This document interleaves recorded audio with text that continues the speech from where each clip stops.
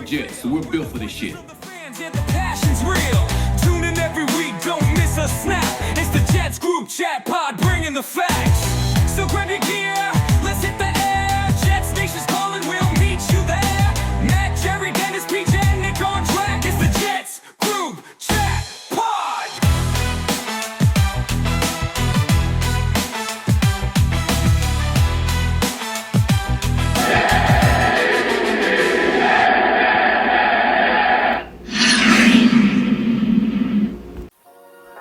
Welcome in, ladies and gents, to the Jets Group Chat podcast. I am your host, Matt Kardos. Making our triumphant return, I'm joined by my esteemed co-host, handsome Jerry Spiga. How are we doing tonight, brother? I mean, after that hour-long debacle of our technical difficulties, I'm doing as best we can right now. Yeah, I guess that's what we get for not doing a podcast in quite a while. It's our fault for having to dust the cobwebs off this shit.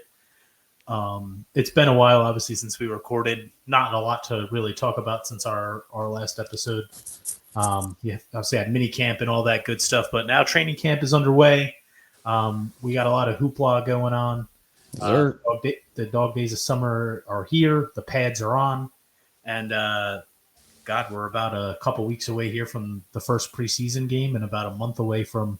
Well, I'm sorry. Say that again. We got football on Thursday, my guy. Yeah, we got the Hall of Fame game. But Hall of Fame's on Thursday. Snooze fest, though. Who's in this? I don't even know who's in the Hall of Fame game. Chargers and somebody. I don't know. I just saw. Should be thrilling. I checked my phone, but I'm on it because my computer's not working. Yeah, so we come to record for you guys, and Spiga's computer can't connect. We think it's my computer. I'm restarting the computer. Then I need to do an update. I try another computer. That doesn't work. Turns out Spiga connects on the phone. It works. Then I go echo. Have to get the headphones. It's been a real cluster for you guys. So we're here for the people. It's all that matters. We're here. Yeah, about an hour late, but better late than never, right? Sounds about right. Yeah. Well, I can tell you who's not late is anybody at Jets camp. Everybody's there. Everybody's in the building. For the first time in as long as I can long time. No first holdouts, time. No injuries, no pissed off people. It's the first time in a while, man. But doesn't it feel like the organization is, finally on track? Like they're going in the right direction. And I know we say that with every regime. Yeah. No, but like I think this feels different. I think this has felt different than Todd Bowles. It's felt different than Adam Gase. It's even felt different than Robert Saleh. It feels more authentic. I'd agree with that. I mean, I feel like every year we do that, like, oh, this year's our year. This year it's different. But this year really feels different than all of those. I mean, even the Adam Gase to the Robert Saleh, even the Todd Bowles, it's felt the same a little bit, but we had a little bit more juice behind it. But I feel like here with Aaron Glenn, it feels different. Just overall, just in general, it feels right, if that makes sense. Yeah, I feel like there's actual purpose. There's actual direction to what they're doing. And I think for the first time, probably since Rex Ryan took over the Jets, it seems like that the face of the organization is the head coach. Like this is a fully led team by the head coach. Right.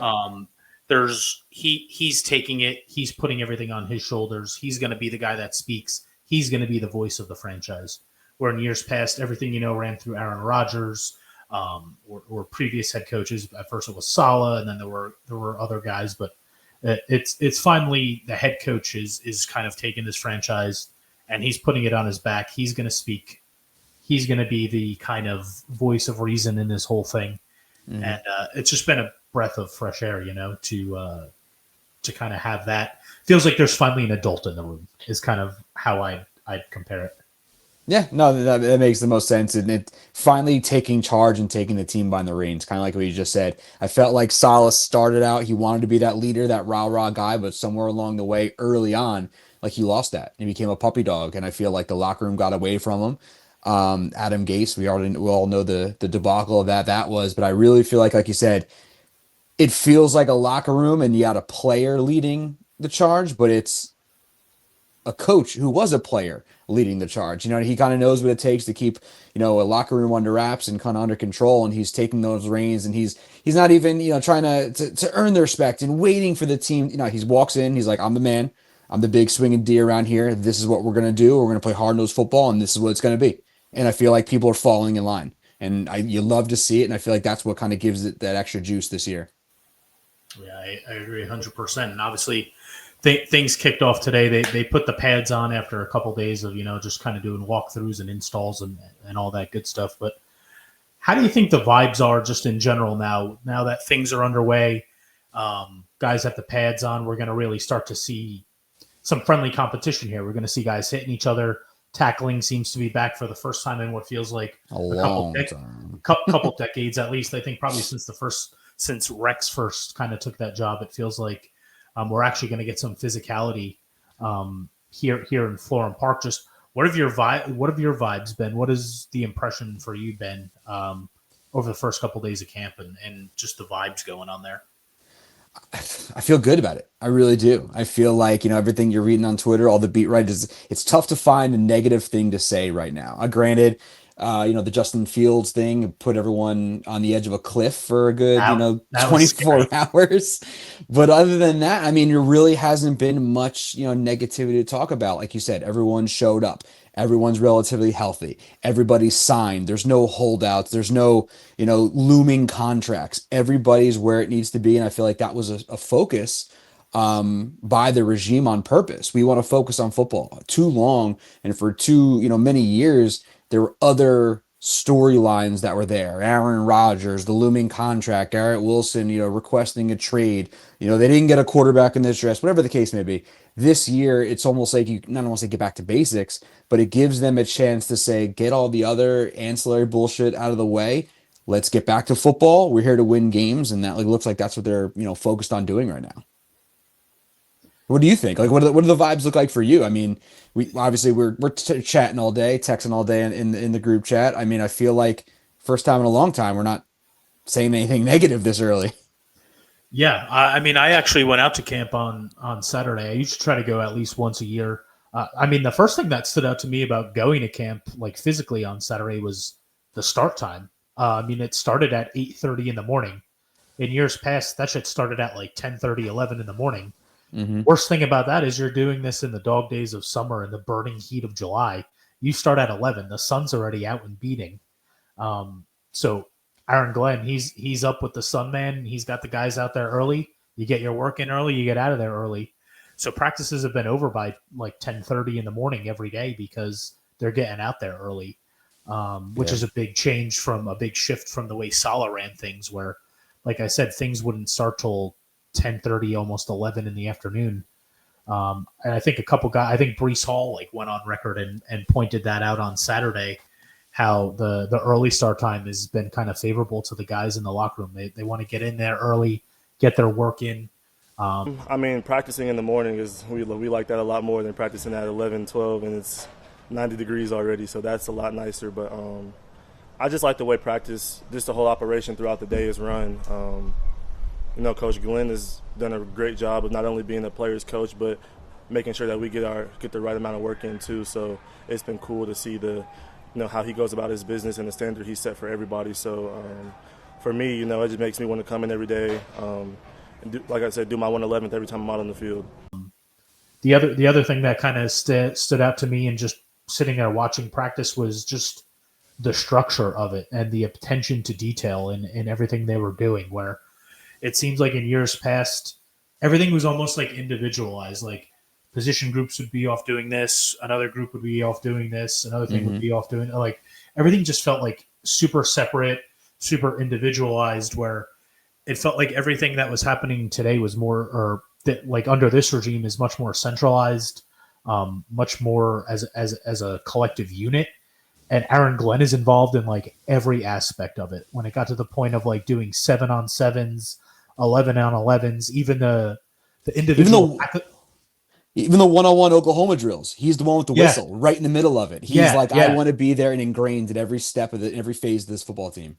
Yeah, when they're running 11-on-11s, man, he's right behind the line of scrimmage. He's got his hands on his knees. He's crouched down. He's got an old school clipboard in his hand. He's got the whistle in his mouth, like very like Bill Parcells vibes. And I hate I hate to keep bringing up Bill Parcells. I know Rich Samini keeps asking him about Bill Parcells, and Glenn keeps getting pissed off that he keeps asking him about Parcells because he wants to be his own guy and have his own style. But you can't help but kind of look back to like an almost like an older soul in the way he coaches.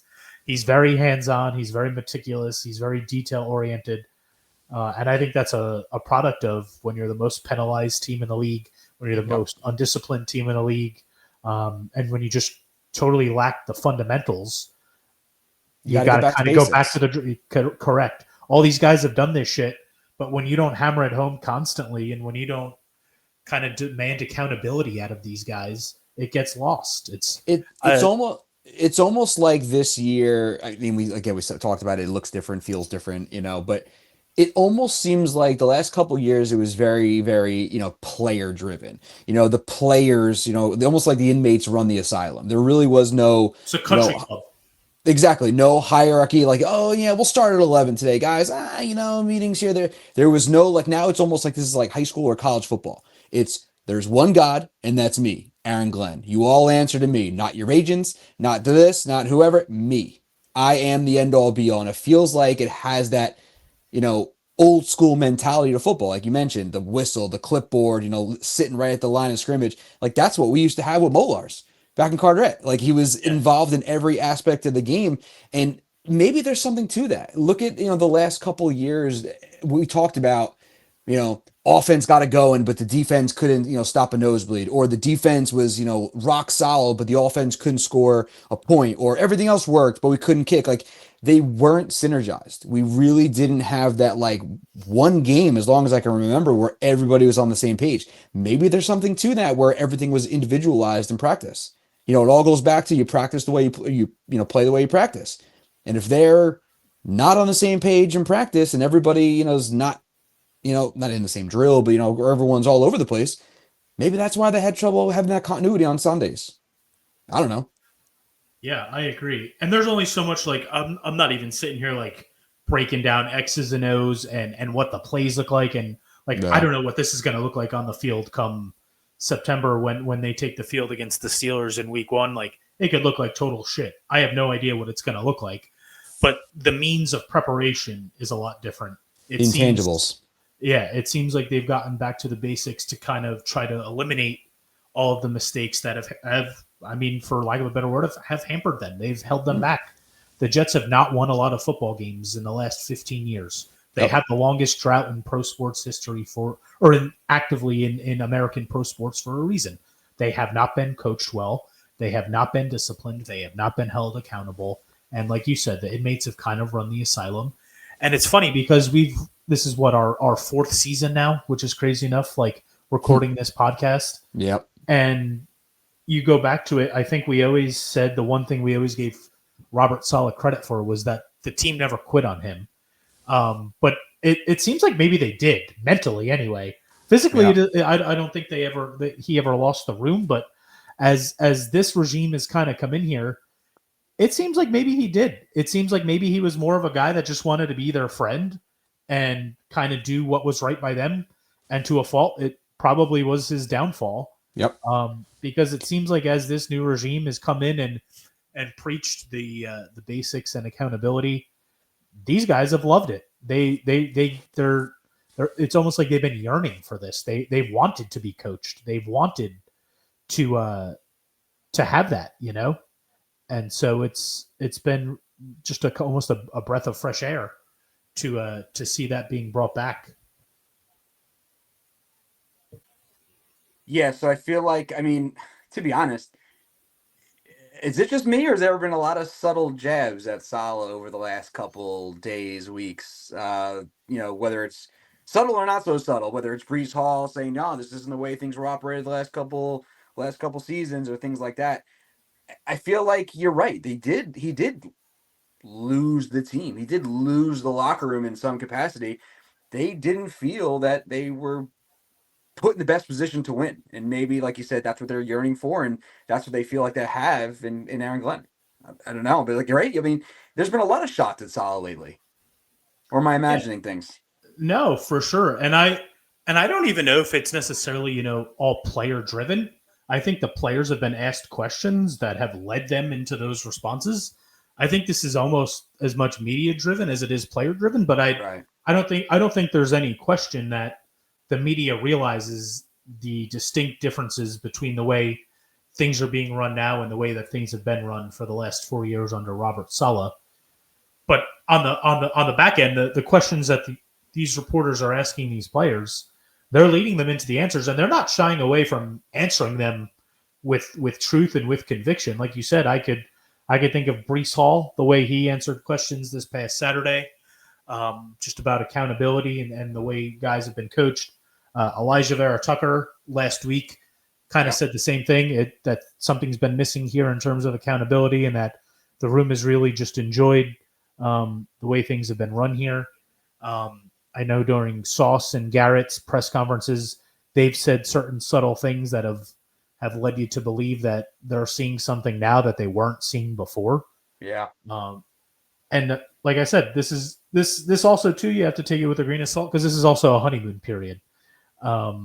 You always love the new girlfriend until you actually Have your first fight. Yep. yeah go on your first date, maybe have your first fight, and then kind of tie the knot and go down the road with each other. So it's definitely a honeymoon stage right now. Mm-hmm. But all the early indications are that these guys are running things the way that the players have wanted to be coached. They've been Right. seems like they've been looking for this structure. They've been looking for pretty much somebody to yell at them, someone to tell them what they are doing wrong, instead of just like going status quo. Everything's going to be okay. We'll coach it up. Oh, perfect example today. I read that Jeremy Ruckert went off sides. I They saw pulled that, him out yep. of drills. They took him off and pulled him out of the drill altogether. No nonsense. Yeah, I can't see that having happened under Robert Saleh. Somebody goes offside. All right, get another rep. Let's try it again. Under Right. Glenn, you go offside. It reminds me of like Coach Boone from Remember the Titans. Run a quarter mile. Take this pigskin and run a quarter And come mile. on back.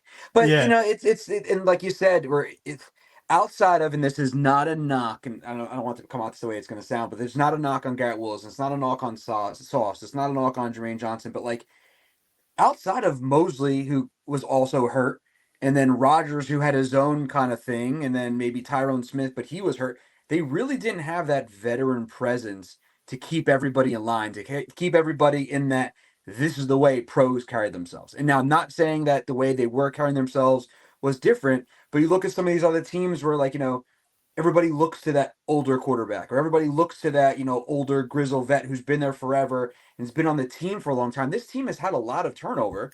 This roster has had a lot of turnover. Granted, we did have the youngest roster in the league for a period of time. I think there's something to that too. They really didn't have that veteran older brother presence there. You had Garrett and Sauce as your leaders. They're coming in on year 3. That's a lot of pressure that you're putting on your young kid to be a superstar, to be great in a losing organization with a quarterback, without a quarterback, with multiple quarterbacks, with a bad defense, losing games, and then to say, oh, by the way, we need you guys to go lead the locker room. That's tough to do. Not to say Mosley and everybody wasn't there, but again, they're not on the field. They're hurt. They're in jogging shorts. So I think there's something to that too, where, now they have that big brother to look towards in Aaron Glenn, in that player coach. I think that there's something, that other layer of respect of a recent player now taking the reins and taking, over a team, that they can look to him and he can inspire them and push them in the right direction, keep them accountable, but also too, let them just go out and play ball. You know what I mean? Yeah, it's been a while, man. I keep saying it, but it feels like there's finally an adult in the room. I get he's a first time head coach. There's no taking away from that. He's inexperienced in the role. Same thing as Robert Saleh, but it felt like Robert Saleh never figured out the job. It's a daunting task, man, to come here to this city, to this franchise specifically, that's been just kind of laced in so much turmoil, so much chaos, it's a lot so much controversy. It's a lot to put on a first time guy, and he just never figured out that happy medium. You know, you never figured out how to flip the switch, and some guys are just cut out better to be coordinators. And like you said, that honeymoon phase that we had that with Salah. I was fucking jacked up when we got him to lead the team. I mean, he great rah guy, great defensive coordinator out of San Francisco. But I feel like somewhere along that way, whether it's that first loss or that first fight that we talked about, with the girlfriend, like he never got that back. You never. When did we ever talk about that? Where was that get back guy that always had to pull him off the sideline because he was? We were sold. I felt like we were like sold a bill of goods on Salah because they hired him, and all he sees the videos of him on the sidelines, like clenching his fist and yelling, and then like two weeks into the job, anytime they freeze frame him, he's like, yeah. It's almost like he didn't figure out that extra gear. Yeah, they 3 false start penalties in a row. Nothing. Just no emotion, no reaction. Where I could see the first false start penalty of the season, Aaron Glenn is going to be screaming. He's going to rip. He his might go out there off. himself and rip somebody off the field. Yeah, it's just and that's not a knock on Salah. It's just right. I just don't understand why he was one guy as a coordinator in San Francisco, and almost immediately taking this job, that all went away. It was almost like he had his like. He clipped his balls. Yeah, he was neutered. Like it. All his emotion, all his just like joy for the game almost went away in the role. And I get it's a tough place to coach. There's a lot of pressure on you. Everything's on a magnifying glass. But when you go away from who you are, you've already lost the battle in a way. I feel like. Yeah, 100%. Yeah, my favorite part about this is here we are. Training camp has started. We're talking about the differences and the vibes compared. I'd like to not for the rest of the season ever talk about the prior regime again. Like this could be like our memorial, our homage to putting that to bed, ushering in this new era, because it really is probably the most disappointing era in Jets history these last 2 years with all the hype. Again, don't need to keep going down that Aaron Rodgers road and the Devontae Adams and the Salah and the Nate Hackett. We don't need to keep revisiting that, but it just feels like I think fans are as excited as they could be given what has happened to them the last 2 years. I think, right. At least for me, we're fans here. Like we're not beat writers, we're not analysts. Like we're just coming at you from a fan perspective. I know as a fan, I'm optimistic. Do I think they're going to win a lot of games? Probably not. At least not this year. I think maybe they could win anywhere from 7 to 9. They get lucky 10, but I think a lot of things would have to go well. But I think they could win 7 games this year if things go well, and I don't think that's crazy. That would be an improvement. Would I be happy with it? Probably not. But how do those 7 wins look? How do they look in the losses? How do the losses look too? Yeah, right. Like as long as there's improvement and they look disappointed. If they get outplayed, listen, you got Josh Allen, you got the reigning MVP in your division.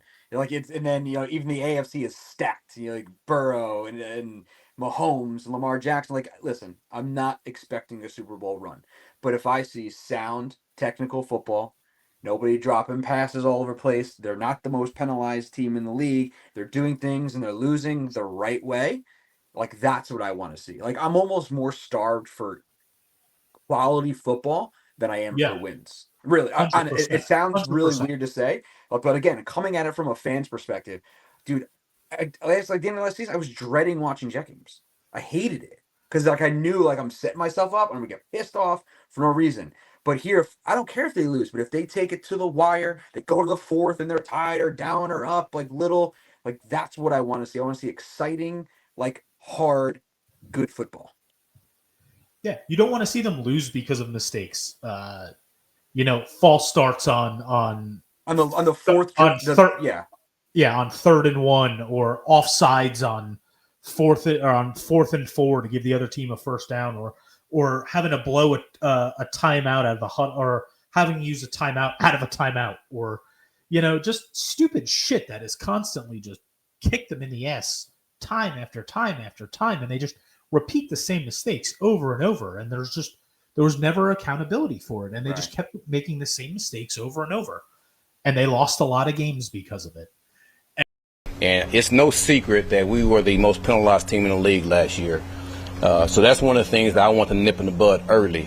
of making sure that the discipline part of what we do, that we fix that now. You cannot win games in this league with an undisciplined team. So all the penalties that we had last year, we're knocking those things out, and we want to make sure that we're good at that. Even the details of what we do. Like, we can't have any MAs, and I know they happen, all right, but we're striving for perfection in that situation of every detail when it comes to offense and defense, that we're on top of that, and we're trying to make sure we be good on that too. So the official's going to be here. We're going to knock that out, all right? I would tell you that we're going to knock these penalties out. We're going to understand that undisciplined teams do not win games. And there was actually people that wanted to run the same shit back again this year. They wanted Aaron Rodgers. They want to do the same thing. And did you watch them play Buffalo in that fucking December game last year? They were no shows. We're talking about teams that beat like Jacksonville and Miami with nothing to play for. They probably should have won 3 games last year, 4 games if that. They padded it at the end of the year so bad with all these other bad teams that they played against, where people were actually wanting to run it back with that. And it was just putting lipstick on a pig, man. They finally broke it down to the studs. They have the core. They paid the 2 guys that they want to build around in Sauce and Garrett. They got that right. That's finally a change. They didn't drag that into camp. They didn't make these guys, hate the franchise going into this season and make them want to ask for trades. They locked them up. There's no drama now. You haven't seen this since Tannenbaum, to be honest. You haven't seen this move, whether it's a splash, good, bad, or indifferent, since Tannenbaum. And rightfully, paying them was the right decision. Granted, they were looking for regime change. That's why it probably didn't happen last year. But you've got to pay these guys sooner rather than later. And it's not just to keep your superstars, but it shows the rest of the roster and the rest of the league. You come here, you perform, you earn it, you'll get what you put in. That's it.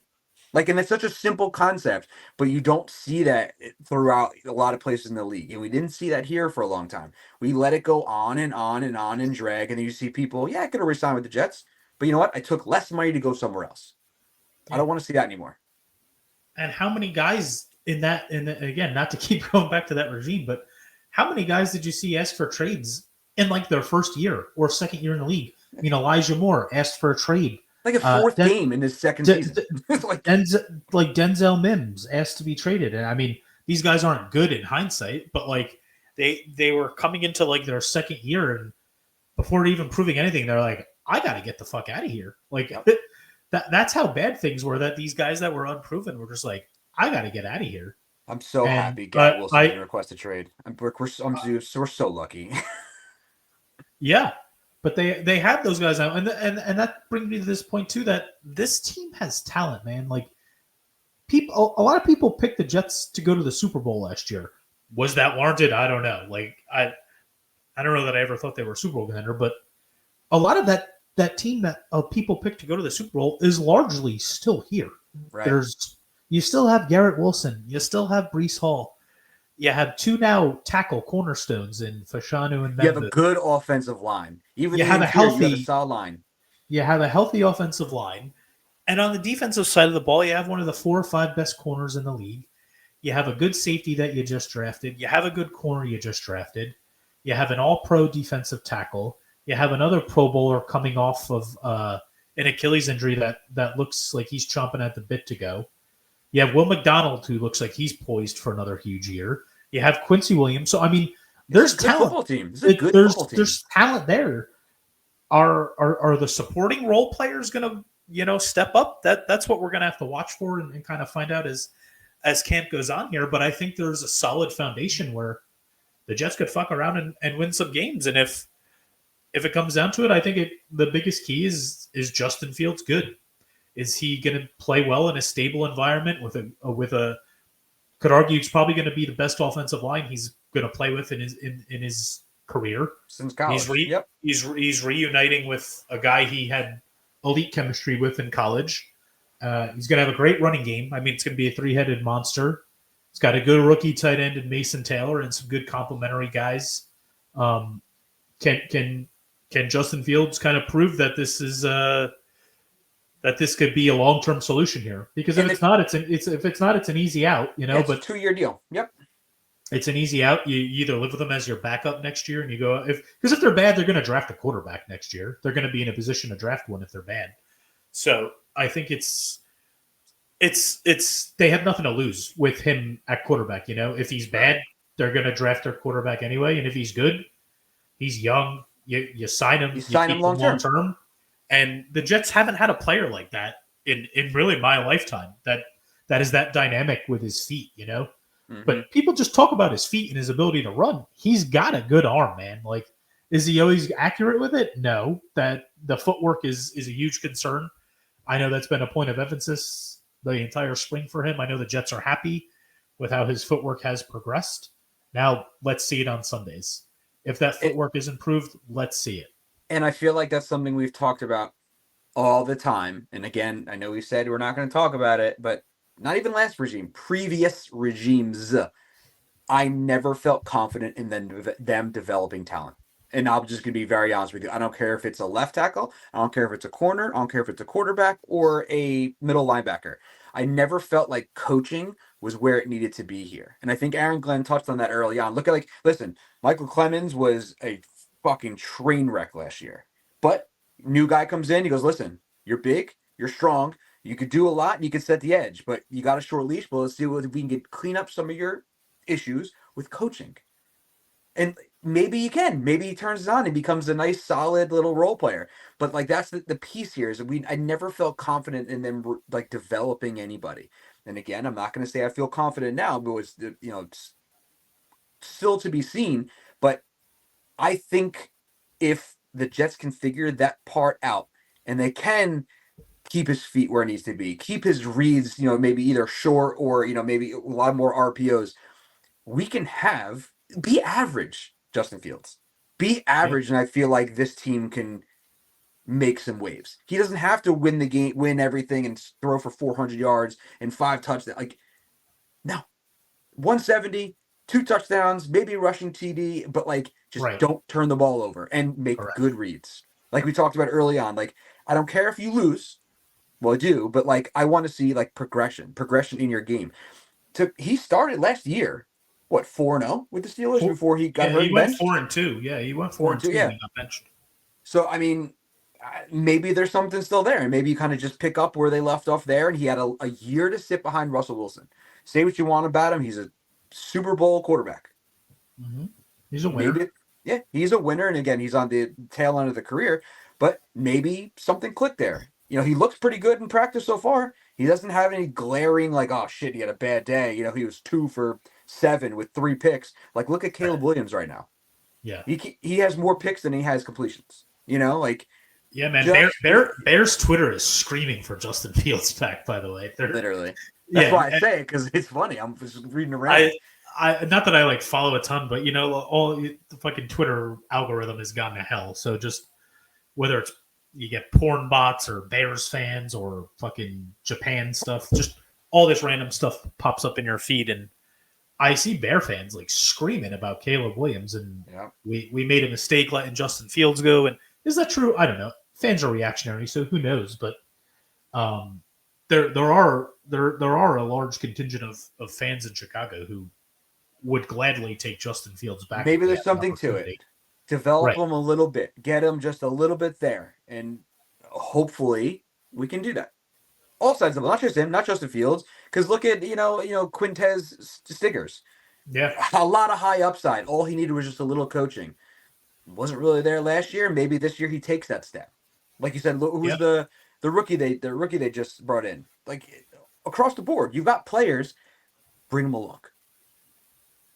Yeah, I think a lot of these guys that they just draft are going to play integral roles in what happens this year. I mean, it's going to be some of the things that we're going to be here, watching as the next couple weeks and going into the first preseason game kind of unfold. But is there maybe a position battle or maybe a guy or two that you're maybe honing in on this training camp that you maybe have, I don't know, just a little bit extra paying attention to, Because I'm a homer from last year.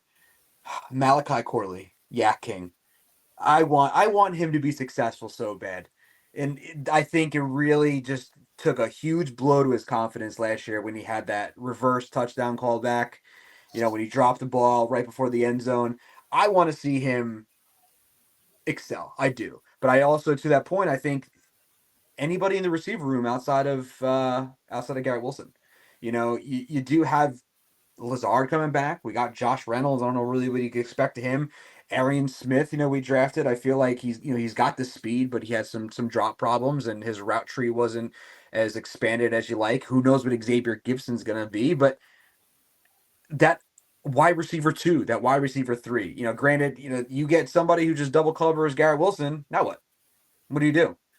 So I really want to see who steps up in that room. And another one, I think the lack of hype, not saying lack of hype, but I feel like the not much talking about Brees Hall speaks volumes.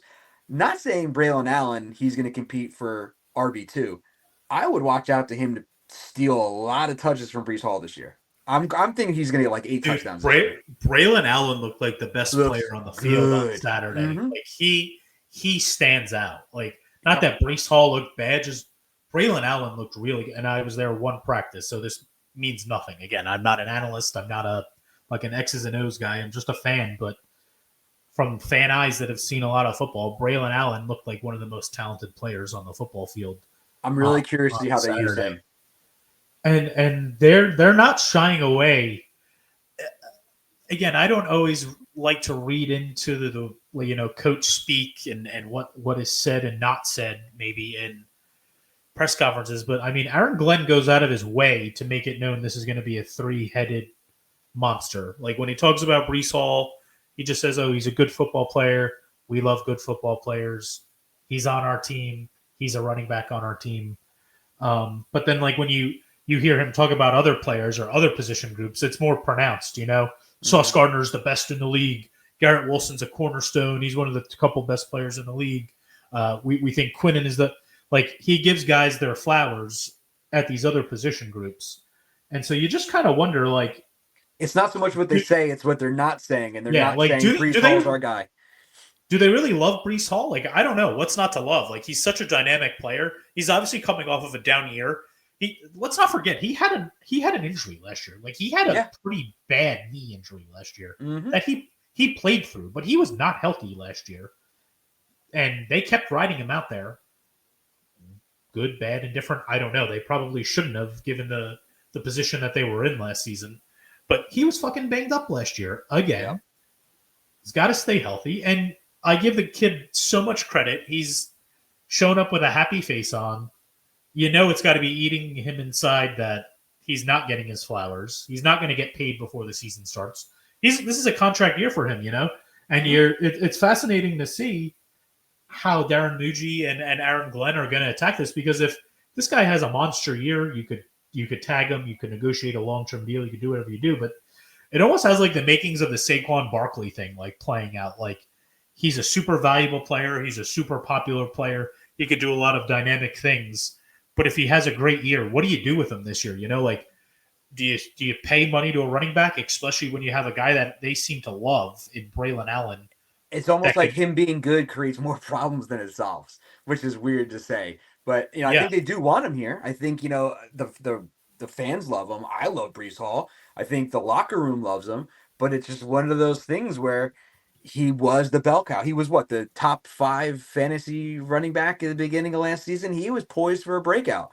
But again, health has been a big thing for him. And, I know, and like you said, I give him credit. He's got a lot of heart. He keeps chugging through. I love Brees Hall, and I would love for him to be on this team long term.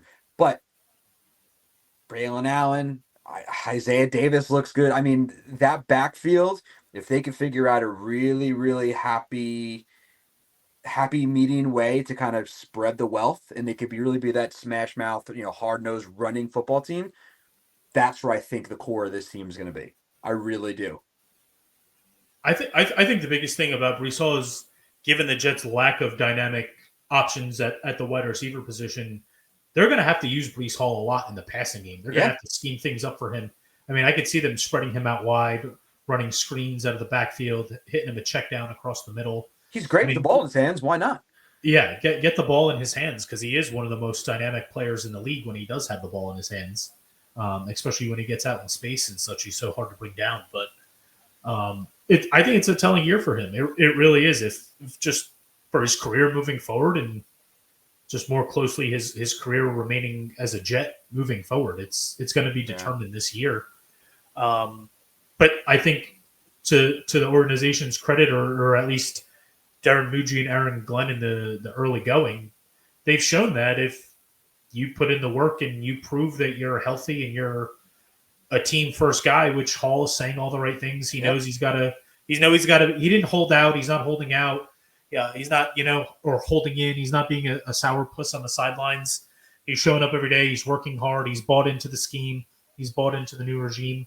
And if he goes out there, he executes, stays healthy, I'd like to believe that they would reward him for that in some semblance of a deal and try to keep him around. But it's definitely one of the things to watch, in the early going of camp and as the season starts here, how they kind of divvy up that running back workload. That's a good point, Spiga. I'm interested to see how that all kind of plays out. Who are you thinking? Who's your camp out to watch, or who's your poised for a breakout, or guy you're watching, bubble watch? What? There's a few that I'm interested in. It's not sexy, but honestly, man, it's gonna at some point it's gonna come full circle. As I'm very interested to see how this kicker position plays out. Special teams. They have two inexperienced college kickers in there right now in camp in the thicker kicker, Mervis and Caden Davis. Caden Davis, yeah. And both have been really up and down in the first couple of days of camp. I wouldn't say that either of them has the upper leg, no pun intended, but hence why they brought in Nick Folk today. Yeah, Nick Folk is in camp now with a tryout today, and it wouldn't surprise me if they sign him, maybe get rid of one of those other guys, even just to bring in as a competition with Folk, or have Folk push one of those guys. Mm-hmm. But Folk is old now. He's a familiar face to us. He was our kicker the last time we were in the playoffs, goddamn 15 years ago. But he's been kicking and he's been consistent. He's been a consistent kicking player. Yeah, the last two seasons in the league, he's led the NFL in field goal percentage, 96.7 2 years ago and 95.5% last season with Tennessee. So, this is a guy that could still kick it. He could still boot it, and he's accurate. And I think when you have a young team, and this is where I come in, I get wanting to go the youth movement up and down the roster. You want to have young guys. But I also think it's beneficial, particularly at the kicker position right now, to maybe go with that veteran.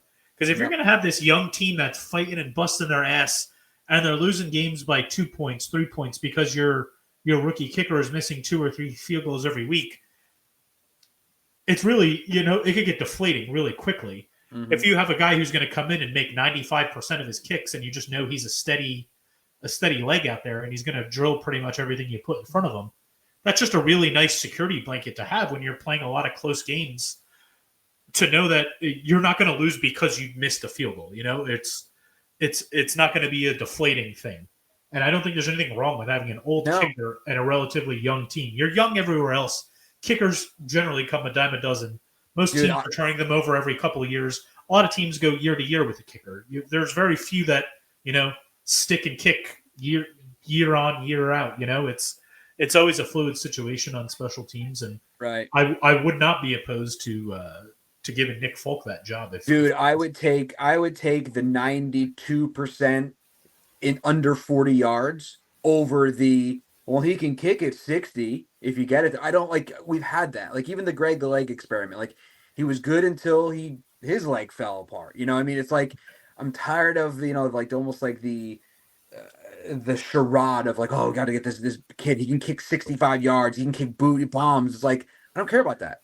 Give me a solid 85 to 95% under 45 yards, and it will speak volumes to knowing that we don't have to score when we're in the red zone. No, we'll take 3, take the points, do what we need to do. But I felt like last year they were trying too hard when anytime they crossed the 50, because they knew, well, we've missed about 14 kicks in the last 7 weeks. We've got to score here because we have no other option to get points. Yeah, and when you, like I just said, when you don't get those points, it's so deflating. Right. It's so deflating to the offense. It's deflating to the defense, knowing that they have to come back on the field now, put up a 0. You're giving the team the ball almost at midfield to start when you miss a field goal. and it's just such a deflating It's thing. deflating. Offense, defense, all of it. Yep, you're right. Yeah, so it's definitely something I'm keeping an eye on. Well, and again, they haven't signed Folk. It sounds like they brought him in for a tryout today. We'll see if that turns into anything. But given the way the first couple days have gone with Mervis and with Davis, it doesn't seem like they're thrilled if they're bringing in a veteran kicker here to try out. So I think that's something to keep an eye on. And I think the secondary is something you want to keep an eye on. I mean, the secondary is relatively something I'm not super worried about. You know, they have Sauce Gardner back there. They signed Brandon Stevens, who, say what you want about him, his peripherals, his like surface numbers are not great, but he's known as a great guy in terms of like coverage. He could cover anybody. He could stick with anybody. It's, you know, getting the head turned, getting the coverage in a good position. That has been his struggle. He's been penalized a lot. Coaching. Let's see. Yeah. And so you have him there, but I'm interested to see if this kid Ezra Thomas out of Florida State that they took high in the draft, seems like he's been popping early in camp. It wouldn't shock me. It doesn't strike me. They gave Thomas a big deal out of Baltimore, warranted or not. That's another discussion for another pod. Don't know really why they gave him that contract, but the contract they gave him is a starting cornerback contract. I'm curious to see if Thomas outplays Stevens in camp. Given the contract they gave him, would they start Thomas despite the contract? The way that this regime has spoken, the things that they preach, it seems like they would play the best guy regardless of like money owed to them. Right. And he's been really good the first couple days of camp. You see him popping. He had an interception on Saturday when I was there. He stood out to me. He looked good in coverage. Mm-hmm. So I'm interested to see how he kind of progresses. You know, he's going to get a lot of reps in the preseason here, a lot of reps in the joint practices. Really, really going to pay attention to him. Another guy in the secondary that I think wouldn't be shocked. I'm actually probably expecting Malachi Moore out of Alabama, the safety. Make waves. Yep. I think that guy's going to start from day one. Me too. He's a total Aaron Glenn player. Like, physical as physical gets from the safety spot. Reminds me so much of Branch in Detroit, the way he utilized him. He's going to use that guy the same exact. It's like a marriage made in heaven, Aaron Glenn and Moore. Like, there couldn't be a better combination. That was a total Aaron Glenn pick. Right. I'm interested to see how he kind of progresses in camp, because he's also stood out as one of the most physical players in the first couple camp practices. I think I wouldn't be shocked, like I said, if he's your starting safety from day one. And speaking to that, and I totally agree. I think Malachi Moore is going to be a stud, and he is that Deion Branch to a T. Not really my fear, but my thing that I'm really, really focused. And again, I know it's 1 year in the regime. I'm not going to start any fires, but this team is very top heavy. 1 to 22, your starters, you got some holes, but you got some nice, players here and there. My fears, 23 to 53. I mean, you're one injury away from having Max Mitchell start as your left tackle. You're one injury away as Michael Clemens is your starting edge rusher. Things like that where there's really not that meat behind your starters. And again, I know it's going to take time, and I'm sure as there's camp cuts, they'll make some moves, and over, maybe have a solid season. Next year they start to build out, the meat of their roster. But one Achilles heel, no pun intended, of this team has been the injury bug. People get hurt, and every year, there's always somebody big who goes down. And I don't think this roster is constructed yet in a way where they can weather that storm. Like Sauce goes down. Mm-hmm. Now you're depending on your rookie and your underachieving Stevens to be your two top corners. And then you got a bunch of, no names. Same thing with wide receiver 2. Aaron Lazard, who knows, but Malachi Moore, Xavier Gibson, they're going to be your starters. Can you imagine that would be the worst possible. I think you could make the argument Garrett Wilson is the most important player on the team, just given what's behind him. You're a Garrett Wilson injury away from starting Reynolds, Alan Lazard, and like Tyler Johnson and Irv Charles, a journeyman. You know what I mean? Like, the only real position where I feel the best, top to bottom, really is running back. And to be honest with you, I don't want to say quarterback, but like if Justin Fields, something were to happen, God forbid, knock on all the fucking wood you can. I don't hate Tyrod Taylor. You know what I mean? I'm not like Yeah. gonna lose sleep over that. Over instead of I would if Will McDonald goes down. Oh, Eric Watts or Brady McGregor are my my edge rushers. Like Yeah. what? You know, so I it's don't that I type don't of I don't feel good about, or I don't feel great about edge depth or line D depth. line Actually, depth, yeah, or both lines. D line depth. I feel a little bit better about the offensive line depth, just given a lot of these guys over the last bunch of years have gotten a lot of reps. So, Yeah. in the short term, I would feel okay. Newman and Mitchell. Now you have Josh Myers in there. Evidently, is in a competition. I mean, he's been a starter for Green Bay the last 3 or 4 years. He was Justin Fields' center in college, so I mean, he's a pretty accomplished center. Right. Can shift over to guard in a pinch if Simpson or Vera Tucker were to go down. So I mean, I feel a little bit better about the offensive line depth than I do the defensive line because, like you said, you're talking about Watts or McGregor or guys like that. Where like Who's opposite Quinn Williams? Like, not say even Quinn Williams goes down, but right now you just double team him in the middle, like Derek Nottie. Yeah, I mean they bought some veteran kind of journeyman in, and there are some interesting pieces there that this is what camp's all about. That guy next to Quinn is going to be figured out here in the next 4 or 5 weeks.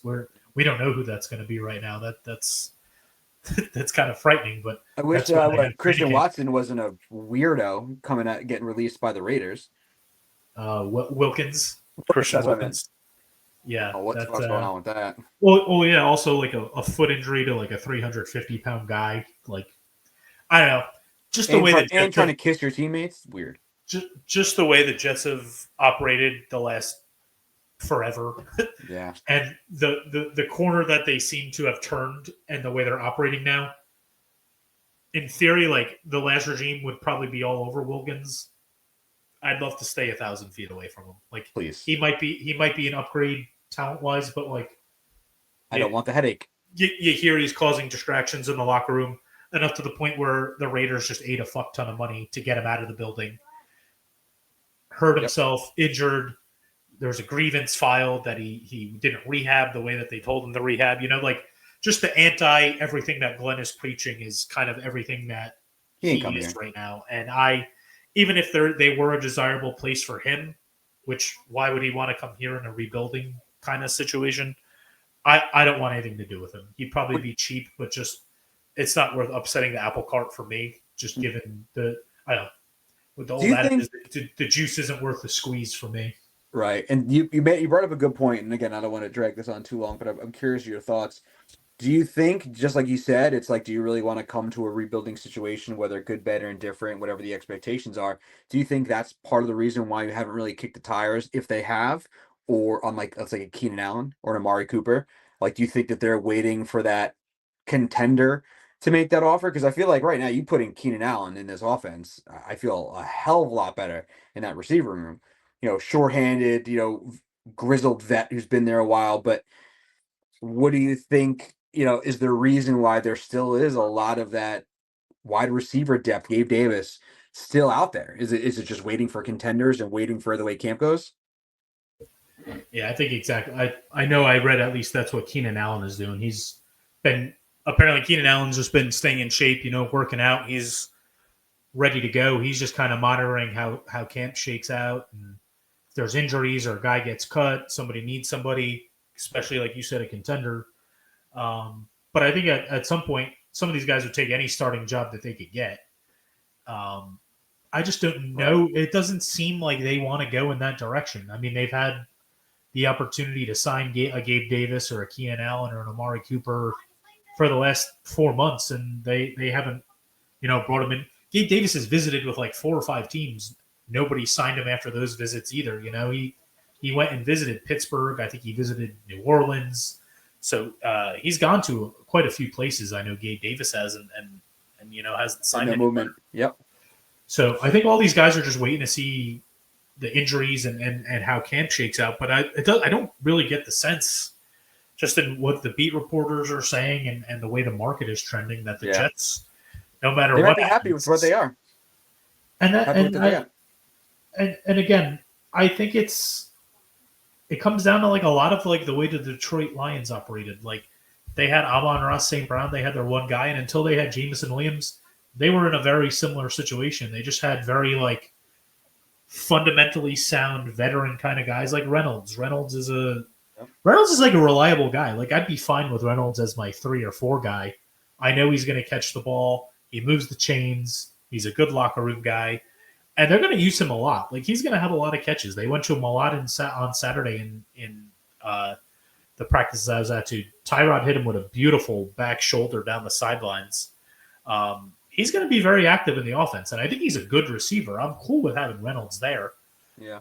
But you just wonder, like, can he shoulder enough of the burden away from Garrett Wilson to make this kind of offense tick? And that's Mason Taylor.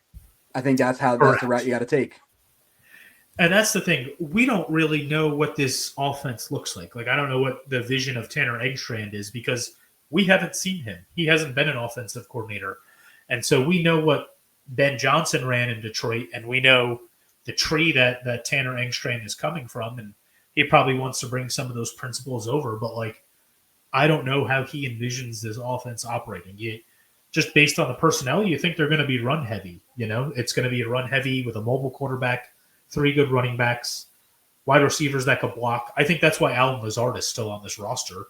He's an above-average blocker. He's one of the better blocking wide receivers in the league. I don't think he's not out there for his hands, but I think he's honestly around here for his blocking ability. He's one of the better guys in the league, and I just think they're looking for fundamentally sound guys that play football the right way, and I think they're looking for that more so than maybe the guys that are flashier or the bigger names. Right. A guy like Tyler Johnson is a really fundamentally sound player. He's very underrated. He's going to play a lot for the Jets. He's going to catch a lot of balls, blocks well, runs routes well. He's fast. See, the biggest name is his splashiest name? No. But he's going to go out there. He's going to run the right route every time. Right. He's not going to fumble the ball. He's not going to, throw he's not that like diva kind of receiver. He's just going to go out there. He's going to do his job. And he's a one-tail receiver. Yeah. And I think in year one of a regime where you're trying to like instill around everybody else what you're looking for, these are just kind of like, I feel like these are the guys that are like laying the foundation. This is going to be the finished product. Because if you remember correctly, like Detroit didn't win right away when that new regime showed up. Like, and that's where these guys are coming from. Like Detroit was horrible year one of Campbell, and they started off year 2 really terribly before they finished strong. So like, this is a process. This is like laying the groundwork year 1. We're starting from the ground, and we're going to build up year after year. So in year 1, you might not have the flashy guys, but you win 7 games this year. Fields maybe proves he's the guy. Maybe you go out and you draft a wide receiver in round 2 next year, or you trade for a wide receiver that wants to get paid, and you bring in another receiver. But like right now doesn't feel like the time to do that. Right now is just like laying the groundwork. This is how we're going to operate. This is what we're going to be. This is the identity. Everybody fucking get with it. This is what we're looking for. And it feels like these are just like you said, good lunch pail veteran guys that are in there to kind of show some of these younger players this is how you the right way. That's it. Correct. And so I think that's why they're not going to bring in a Keenan Allen, an Amari Cooper, a Gabe Davis, guys like that. I don't think they have the stomach. Not that the stomach, because they have money to spend. I don't think that they crave that right now. Good, bad, or indifferent, I don't know. I would be fine with any of those guys. They'd be an upgrade probably to but it goes to what we talked about early on. They're laying the foundation, and a lot of times in past regimes, you're right, we would have went for those, that high valued free agent late in the training camp, or we would go after that guy who he's got a lot of red flags, but we'll take it anyway because it's a splash. I feel like, again, this is not going to be a 1-year turnover. This is not going to be a 1-year rebuild. Aaron Glenn is building the team the right way. He has the pieces to be top heavy, and then you're going to see a lot of that filling in with solid lunch pail guys in year 2, hopefully year 3, or maybe even you see a lot of guys who surprise you at the end of the season or in the middle of the season. So I agree, and I think as much as we want who are we going to get? Why don't we go after Keelan Allen? Maybe we should stop going after those guys because it hasn't worked in the past. Right. Just look at, remember 2 years ago, our chat, we were like foaming at the mouth to sign Dalvin Cook. Like, how did that turn out? Similar at this point, you're name chasing for things that guys have done already. These guys are all older. They're in their prime. Would they sell some jerseys? Would they get some people excited because they know their name? Yeah, probably. But I think at this point, is Keenan Allen better than Tyler Johnson? I don't know. Maybe he is, maybe he isn't. Amari Cooper looked awful last year. Yep. They're both older. I mean, they're both injury prone. Yeah, and are they going to toe the company line? Are they going to get with what Glenn is preaching? It's all things that they factor in, but it just doesn't. They're not going to name chase. This isn't a regime that's going to name chase.